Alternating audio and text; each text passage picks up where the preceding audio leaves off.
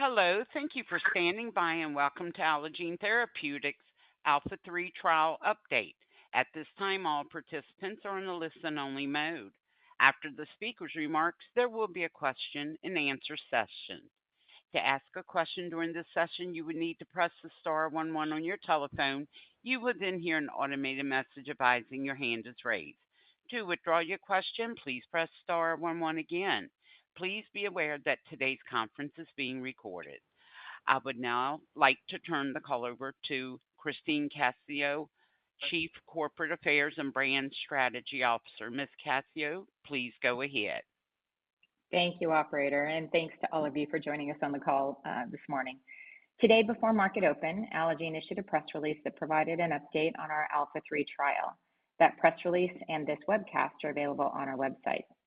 Following prepared remarks by Dr. David Chang, President and CEO, and Dr. Zachary Roberts, Executive Vice President of R&D and Chief Medical Officer, we'll open the line for a focused Q&A. While we'll aim to keep the call concise, it's a Friday morning, we welcome your questions and appreciate your engagement. During today's call, we will be making certain forward-looking statements. These may include statements regarding the success and timing of our ongoing and planned clinical trials, data presentations, regulatory filings, future research and development efforts, manufacturing capabilities, the safety and efficacy of our product candidates, commercial market forecasts, and financial guidance, among other things. These forward-looking statements are based on current information, assumptions, and expectations that are subject to change.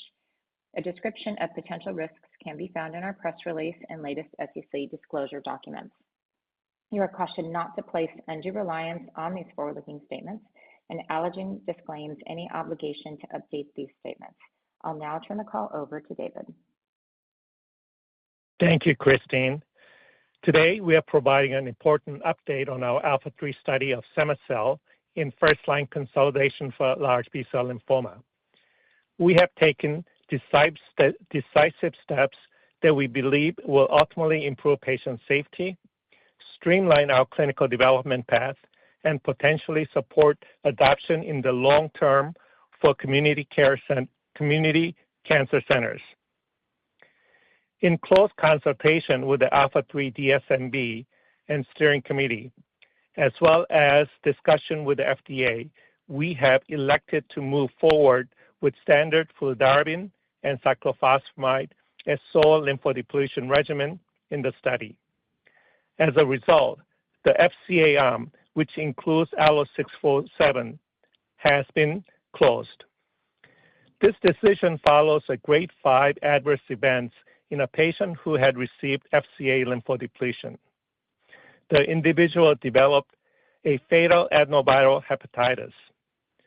While cema-cel was not implicated, the immune suppression associated with ALLO-647, an anti-CD52 monoclonal antibody, likely contributed to the outcome. The decision to enroll in a clinical study can be a difficult one, and we are grateful for the trust patients place in us in making that decision. This is an outcome we do our utmost to avoid, and we offer our deepest sympathies to the family. Following the event, we conducted an unplanned review of safety and biomarker data. The findings indicate an encouraging MRD conversion and the supportive safety profile in the standard FCM, giving us confidence that a prolonged lymphodepletion is not needed to clear minimum residual disease. From this point forward, the ALPHA3 study will proceed with a streamlined two-arm trial comparing cema-cel after standard FC lymphodepletion versus observation. The planned futility analysis remains on track for the first half of 2026. Importantly, this represents more than an update to ALPHA3. It signals a strategic evolution in Allogene's approach. For ALPHA3 specifically, we believe that retiring ALLO-647 enhances the safety, simplicity, and scalability of our trial design and long-term product vision. More broadly, ALLO-647 is no longer included in any trial open for enrollment or pipeline program. Instead, our efforts are focused on advancing next-generation AlloCAR T product candidates powered by our Dagger platform technology. Dagger is designed to minimize or even eliminate the need for standard lymphodepletion, something we believe is key to unlocking broader access to CAR T. That vision is already reflected in programs like ALLO316 and ALLO329, where Dagger technology is helping reshaping expectations for solid tumors and autoimmune disease. With that, I will turn over to Zach. Thank you, David. As David noted, the decision to close the FCA arm was made as a result of a patient who developed rapid and severe liver inflammation and failure due to systemic adenovirus infection. Adenovirus infection is typically associated with mild and localized symptoms, but in patients with low T cell counts can develop into severe disease. The patient initially presented approximately 7 weeks after receiving cema-cel with mild symptoms, which then rapidly progressed despite aggressive measures. This rapid deterioration was attributed to the prolonged immunosuppression associated with the monoclonal antibody ALLO647-based lymphodepletion and not the cell therapy itself. In the wake of that event, we moved swiftly to evaluate safety and biomarker data from the trial to ensure the safety of future study participants, as well as to confirm preliminary evidence of benefit. The findings from this unplanned review, which indicate encouraging MRD conversion and supportive safety profile in the standard FC arm, supported early closure of the FCA arm and progression with the trial as with no other changes. While early, the data strengthens our confidence in moving forward with the standard FC lymphodepletion, a regimen that we believe investigators trust and patients can access more safely and conveniently. Since communicating this to investigators, we've received encouraging feedback that streamlining the study quickly in response to this event may bring benefit to the trial. This decision prioritizes patient safety by reducing the risks associated with deep immunosuppression associated with CD52 antibodies, simplifies the trial conduct, and gives their patients a simpler regimen, one that aligns more closely with how they want to treat patients in the real world. During this time, pre-screening and MRD testing has continued at the encouraging pace we've seen since earlier this year. As of today, our footprint includes over 50 activated sites across the US and Canada, and we are preparing to open additional international sites. We believe the decision we've made in response to this unfortunate event not only puts patient safety first, but also preserves the scientific integrity of ALPHA3 while potentially enhancing its operational strength and real-world relevance. The trial is now uniquely positioned to answer a pivotal clinical question. Can a single off-the-shelf CAR T infusion delivered early when the disease burden is low and paired with a trusted lymphodepletion regimen alter the trajectory of disease for high-risk LBCL patients? We are more confident than ever that the answer to that question is yes. Our commitment to advancing this trial has never been stronger, and our path forward is now better defined, more efficient, and more closely aligned with current practice, which ultimately will help us deliver on Allogene's mission to bring the promise of CAR T cells to patients in need. I'll now turn the call back to David. Before we address your questions, I want to take a moment to underscore what today's update represents for Allogene and for the ALPHA3 program. The actions we have taken reflect a clear and confident path away from ALLO647, a component that introduced complexity, and towards a trial design that we believe is cleaner, safer, and more aligned with the needs of both investigators and patients. Importantly, the ALPHA3 protocol retains its statistical integrity and streamlines the regulatory pathway. That gives us the opportunity to reach more patients more quickly and potentially redefine how care is delivered in the first-line setting. More broadly, this marks a turning point for Allogene's platform strategy. The retirement of ALLO647 is a strategic decision rooted in a real-world experience. As the field evolves, our approach reflects where clinical practice is headed, not where it has been. In the near term, it sharpens the path forward for the ALPHA3 trial. Looking ahead, it paves the way for our Dagger technology-enabled programs, which we believe define the future of allogeneic cell therapy, off the shelf with reduced or no lymphodepletion, and built for real-world impact at scale. These changes strengthen ALPHA3 and sharpen Allogene's competitive edge. With safer regimens, outpatient potential, and real-world practicality, we are positioning Allogene to lead allogeneic CAR T into everyday cancer care well beyond the academic setting. We will now open the call for questions. Thank you. As a reminder, to ask a question, please press star 11 on your telephone and wait for your name to be announced. To withdraw your question, please press star 11 again. The first question comes from Michael Yee with Jefferies. Your line is open. Hey, David and team, thanks for the question.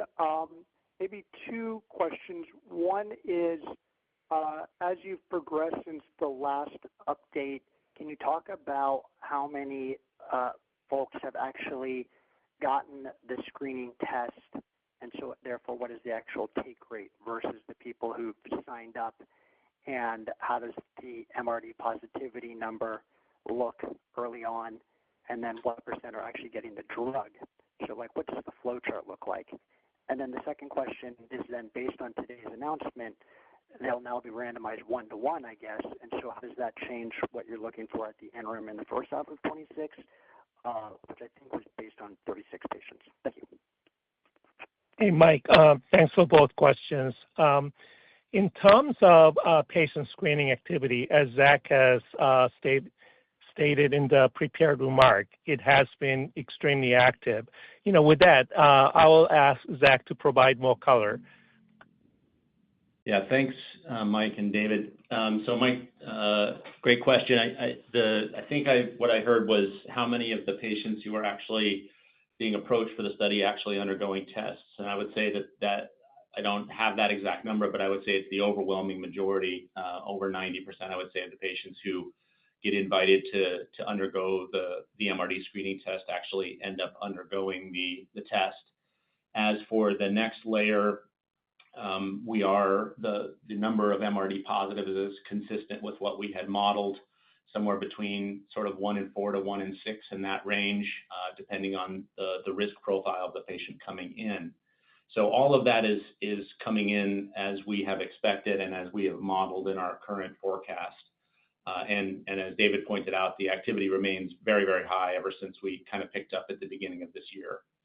As for the second question around the change in the number of patients that need to be enrolled, there will be a slight reduction in the number of patients overall that need to come into the study because we are closing this FCA arm prior to completing its full cohort. But the analysis remains on track as first half of next year. Thank you. The next question comes from Tyler Van Buren with TD Cowen. Your line's open. Hey, guys. Thanks very much for taking the questions. I have a couple for you as well. First, it'd be great just to have you elaborate on your confidence that this event is related to ALLO-647 and not cema-cel. It's logical given that FCA increases lymphodepletion versus FC, but is the lack of relation to cema-cel based primarily on the lack of adeno infection or liver failure with FC and cema-cel? Or are there other factors such as cell persistence of cema-cel versus the 647 antibody that you mentioned? And the second question is, can you elaborate on what encouraging means when referring to the MRD conversion rate as part of the unplanned review? So I can jump in on that one. Thanks, Tyler. So as for the first question around our confidence regarding the 647-based LD relatedness versus any role of cema-cel, I would say that our confidence on that is just about as high as it gets, just based on the intended lymphodepletion that is downstream of CD52 monoclonal antibody like alemtuzumab or ALLO-647, and that is primarily directed at the T cells. And in this patient, as in others, there was quite a profound suppression of the T cell count in response to that ALLO-647, and it is actually the low T cell count that gives rise to the risk of a disseminated adenoviral infection, not anything related to a B cell directed cell therapy. Similarly, we had seen the frank disappearance of the cema-cel by the time that this event occurred, about 7 weeks after the patient received the cells. So it was, for all the folks who looked at this data, we were all pretty much unanimously in agreement that this was related to the lymphodepletion regimen. Sorry, Tyler, what was the second question? Yeah, just elaborate on what encouraging means when referring to the MRD conversion rate. Yeah, so we're not going to get into numbers in numbers of patients that we've looked at, but what I can say is that there was, at this unplanned analysis, it looked like equipoise in terms of benefit being derived from this consolidation strategy, particularly as it related to the safety related to the FC only lymphodepletion arm, which those patients are doing very well from a safety perspective. Thank you. And the next question will come from Salveen Richter with Goldman Sachs. Your line is open. Good morning. Thanks for taking my question. Just two for me here. One is, given the study is now proceeding as a 2-arm study and you're no longer enrolling in the enhanced LD arm, does that have any impact on study timing, like a futility in the early part of first half 26, or when can we expect the primary EFS analysis and BLA submission? And then secondly, how many patients were enrolled in the enhanced LD arm, and how many experienced viral infections or severe viral infections attributed to 647? Thank you.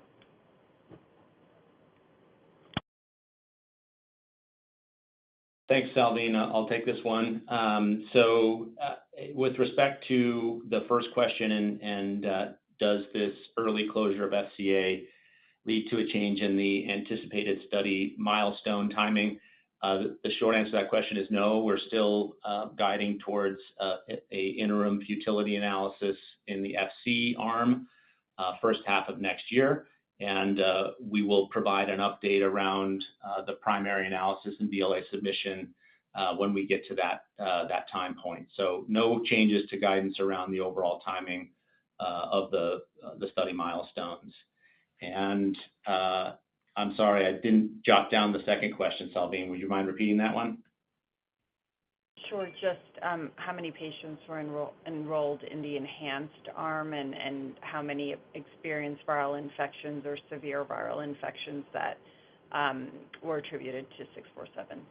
Yeah. So we, as previously, we won't be sharing sort of specifics around enrollment, but what I can say is that we did an analysis across our safety database at the timing of this event, and looking at the CD19 experience, we had never seen a case of severe adenoviral infection in ALLO-501 or ALLO-501A. This is the first one. There was one previous adenovirus infection, but it resolved without any lasting impact at all. And the next question will come from Biren Amin with Piper Sandler. Your line is open. Yeah, hi guys. Thanks for taking my question. So you mentioned that you would need fewer patients for the ALPHA3 trial. Can you maybe quantify what your new target enrollment numbers are? I think the prior target enrollment was around 240 patients all in for the trial. And then second question, given the futility is coming up in first half 26, can you maybe just talk about what you're hoping to see with that analysis? How many patients will you need to conduct the futility? And then what's the bar for futility? Is it basically comparable MRD conversion with cema-cel to the control arm to hit futility, or is it would the cema-cel arm have to see something worse than the control arm to hit futility? Thank you. So thanks, Biren. With respect to the first question, how many fewer patients overall? So we are not making any updates right now to the total number of patients that are required. As David and I both mentioned in the prepared remarks, the overall statistical design of the study is unchanged with the elimination of this FCA arm. So it'll just go forward as a 1-to-1. The hypothesis testing is going to be performed on the same number of patients, 110 versus 110. There will, as I mentioned in a previous answer, there will be a handful fewer patients overall, but not such a large amount that would require us to update the overall target number of patients as approximately 240. As far as the second question goes, so we had previously disclosed that the futility analysis would be performed on 12 patients in each of the 3 arms. That analysis will be performed now on just the 2 ongoing arms, FC and the observation arms. And as for the bar for futility, we haven't specifically called that out, but suffice it to say, we are going to be looking for an improvement in MRD clearance compared to the observation arm. Based on what we know from the MRD test performance characteristics, virtually none of the patients who are in the observation arm are expected to spontaneously clear their MRD, whereas we are, as pointed out, seeing an encouraging rate of MRD conversion in those patients who receive the FC lymphodepletion plus cema-cel. And our next question will come from Brian Cheng with JP Morgan. Your line is open. Great. Thank you so much for taking our questions this morning. Maybe just first, just from your early look at the MRD conversion rate, what is the conversion delta that you're seeing between the FCA arm and the FC arm? We're curious on the efficacy that you might not be capturing when you're moving forward with ALLO-647. And then second is, was there any pausing in the enrollment of the study? If there was, how long was the pause, and how could that potentially impact the pace of enrollment and also your timeline towards the trial completion of enrollment? Thank you. Okay, thanks, Brian. So the first question, what is the conversion delta between FC and FCA? I won't give you a specific number, and I'll even say that I think that we were quite pleased to see that those outcomes were highly similar. So we do feel like we're in a good place. As we pointed out in our prepared remarks, we are confident about the potential for FC plus cema-cel to make a difference here. So that's why we're carrying forward with agreement to the DSMB steering committee, et cetera. As far as the timing of enrollment, so we have continued to screen MRD patients throughout this entire process, and the numbers continue to remain high. There is an adjustment to the protocol that is required, and that is underway now. We expect this to have little to no impact in the timing of the analyses because the amendment is so targeted just to allow us to cease enrollment in the FCA arm, and patients are continuing to undergo pre-screening during this period. So if they turn up MRD positive, they will be able to come into the study at the point in the future. So we don't expect an impact to the timing of the analyses. Okay, thank you. And the next question will come from Sami Corwin with William Blair. Your line is open. Hey there. Thanks for taking my questions. I was curious if the patient in question was treated at a community center or an academic center. And then given the turnover at FDA and CBER, I was wondering if you could elaborate a little bit more on your engagements with FDA and how their responsiveness has been. Thank you. Sammy, let me give Zach a break and chime in here. So in terms of the patient, that patient was treated in a community-based cancer center, essentially receiving the treatment more or less as an outpatient. But we do not believe that had any impact on the outcome. I think this kind of rare event could have happened at whether the patient was treated in the community or academic cancer centers. So we don't see that as a major difference in the outcome. In terms of, I'm doing the same thing that Zach is doing. Can you just repeat the second question? Yeah. Given the volatility at FDA and the recent turnovers at CBER, if you could just elaborate on your engagements there. Yeah, I know that there has been a lot of comments on what's going on at the FDA, but I have to say our experience with the agency has been, very productive and timely. We were quite eager to update the FDA about what's going on and our plan changes to the study, essentially dropping the FC arm. I would say the discussion occurred within days after we requested the meeting. So this was relatively very quick and pretty collaborative and productive outcome.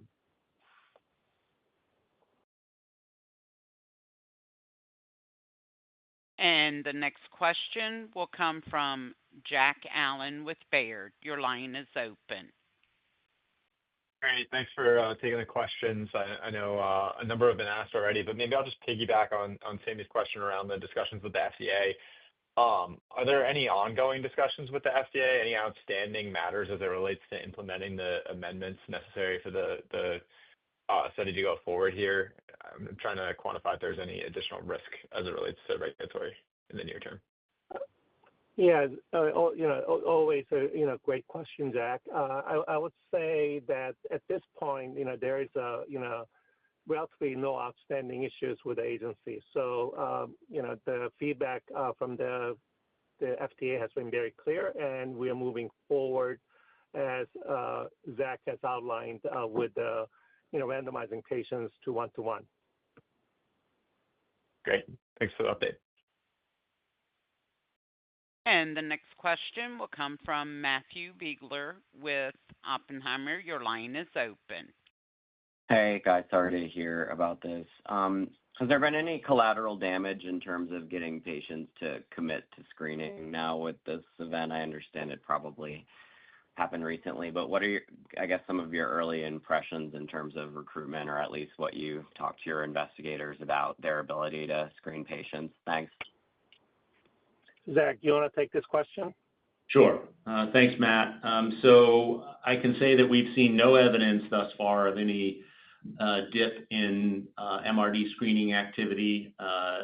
Quite the contrary, we continue to see a lot of interest, even post the disclosure to our investigators of this event. I think that there was broad agreement across our investigative pool that we took the right action here by addressing this emergent safety imbalance between the two arms and closing FCA.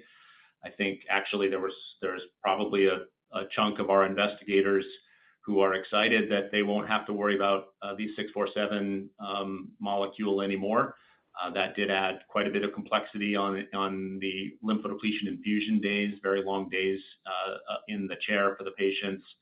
And because of the enhanced lymphodepletion, it did put patients at somewhat higher risk of infectious complications. So having that off the table, in many cases, I think is going to streamline the conversation that investigators are having with patients, knowing that they're not going to be potentially randomized to the FCA arm.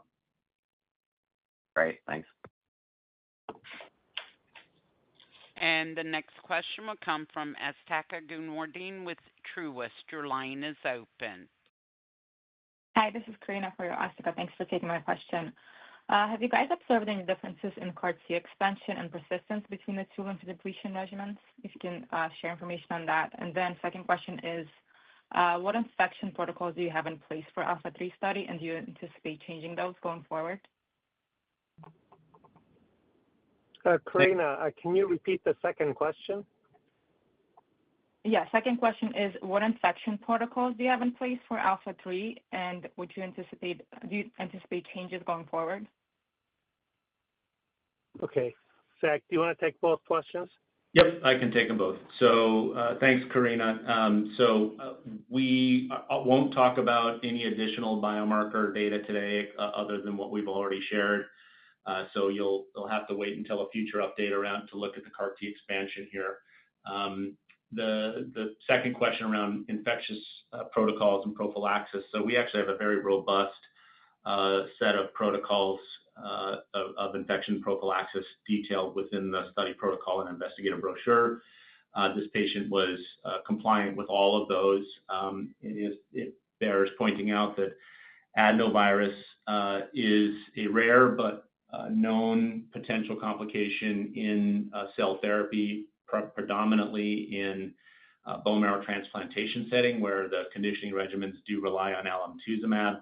And even in those particular clinical settings where the risk is a little bit higher, there is consensus among the guideline setters in transplant to not prophylax for adenovirus and to just monitor for that infection. So this patient was being very well cared for by the physician team at the center where he was.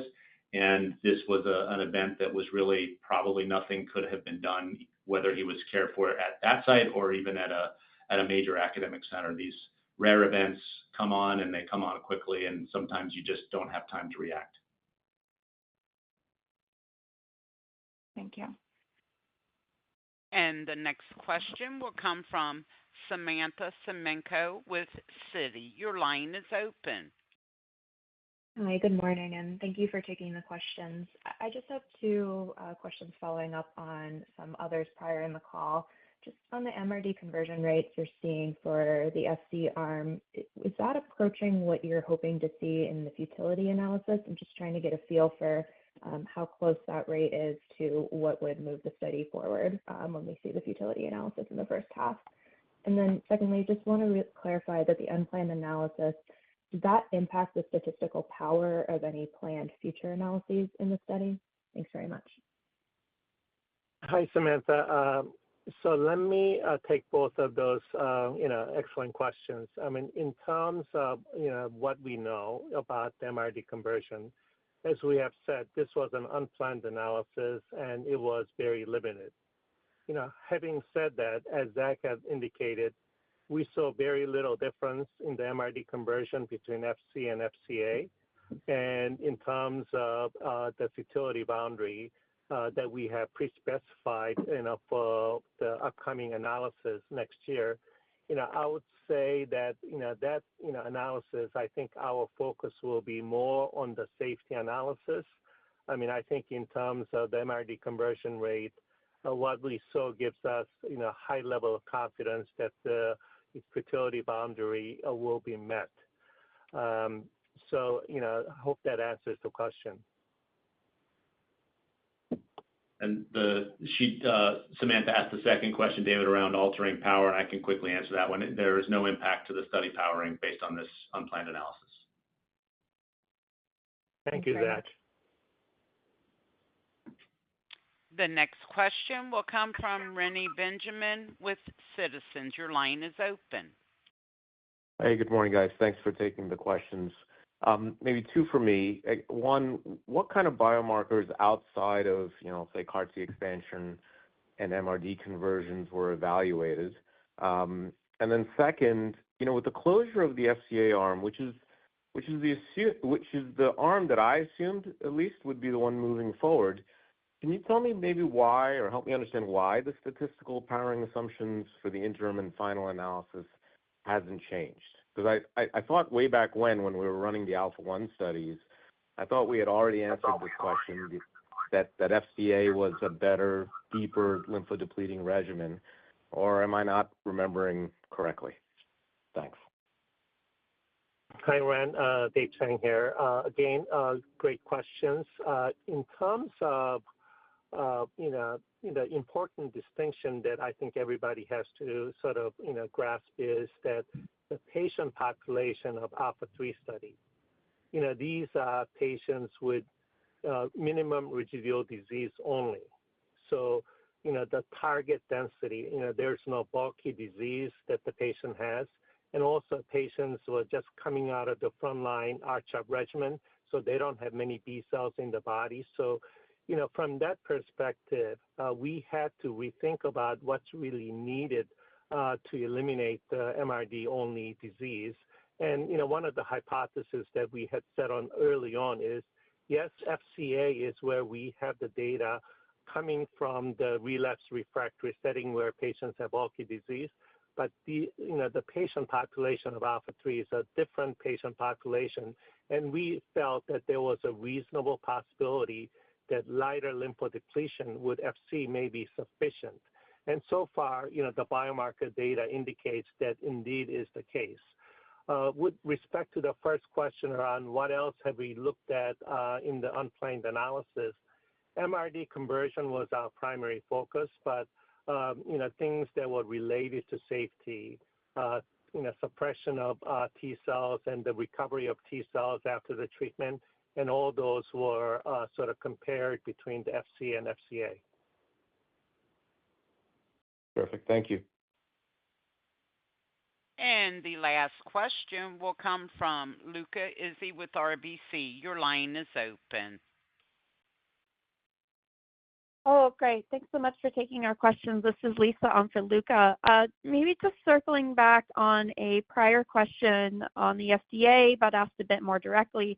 Is there any risk that the FDA could put this on a formal clinical hold or a clinical pause, or is that not being contemplated by the agency at this moment? Any color here would be much appreciated. Yeah, I mean, I have a little bit of reluctance in, sort of trying to, represent the FDA, but in our conversation, that risk, I would say, I'm not concerned about that. Thanks, David. And maybe just a follow-up. Do you consider using lower doses of anti-CD52 as the path forward? Definitely, that was one of the earlier considerations, but especially given that we are dealing with the MRD-only disease, and also in the frontline setting where we,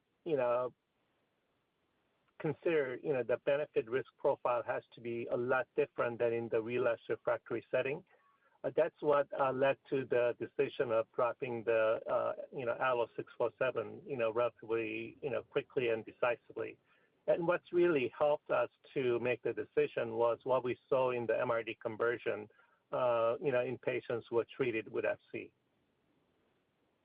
And maybe I can just add one final point to that. I mean, I think when we designed the study, all of us, well, myself included, I can certainly speak for myself here. I was hoping that FC would win out over FCA. It is an easier regimen to give.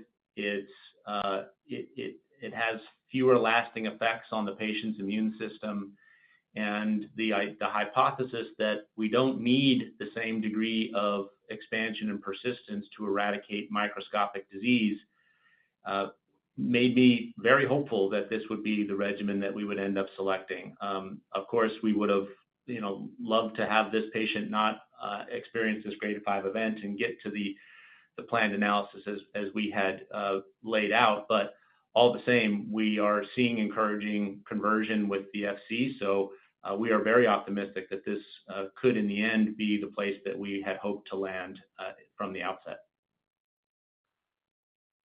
Got it. Thanks so much for taking our questions.